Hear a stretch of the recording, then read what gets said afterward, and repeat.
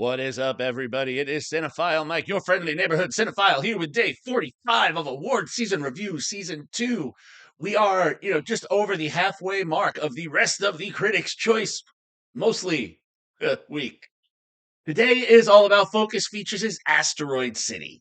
Co-written by Roman Coppola and the film's director Wes Anderson, during its theatrical run, Asteroid City had a worldwide box office take of $53,900,860, with $28,153,025 coming from the domestic box office, and the remaining $25,747,835 coming from the international box office as per Box Office Mojo.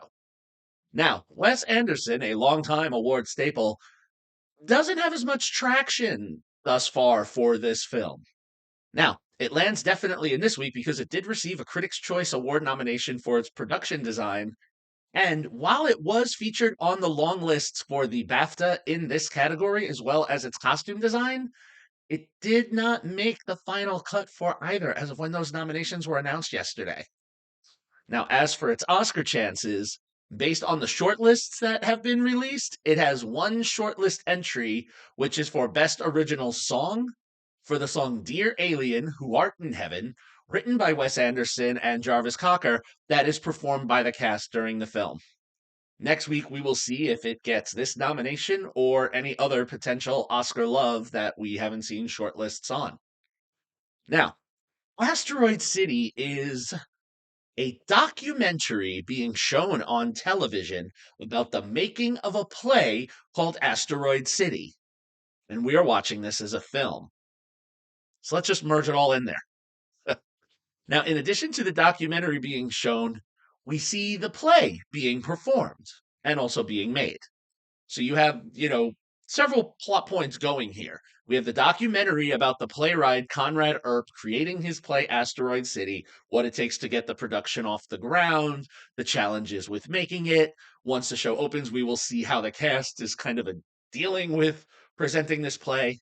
And then also, we get to see the play being performed. Now, what happens is the way we differentiate these is whenever we're watching the documentary about the making of, we're in black and white. Whenever we're watching the play be performed, we're in color. So that does kind of help to separate these two different elements. Now, the play itself, which I said again, filmed in color, Asteroid City, is set in a small little city in nondescript state where the arid plains meteorite crashed and made a huge impact on Earth 5,000 years ago. And now, this year, sometime in the circa 1950s, they are hosting the Junior Stargazer Convention, where some youngsters will be receiving awards for their specific scientific accomplishments in space and technology. Simple enough. But when during the presentation of awards, a special visitor arrives to the meteorite, well, everyone present will be placed under quarantine, and we will see how the military and the government and the scientists and the general folk come together to answer why and figure out what is going on here.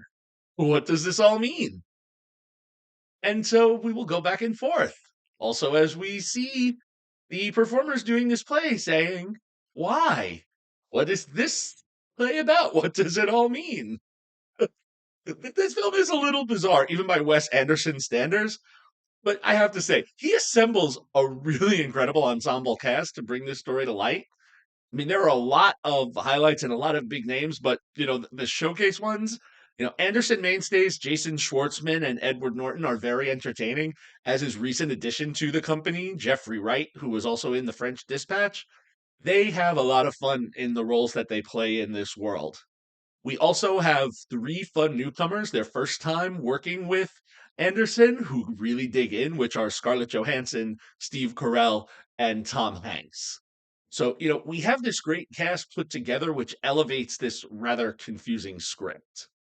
Now, stylistically speaking, this film is glorious to behold and is really brought to life if you're able to watch it in like a 4K HD with the layers and the way they designed these sets. It's beautiful.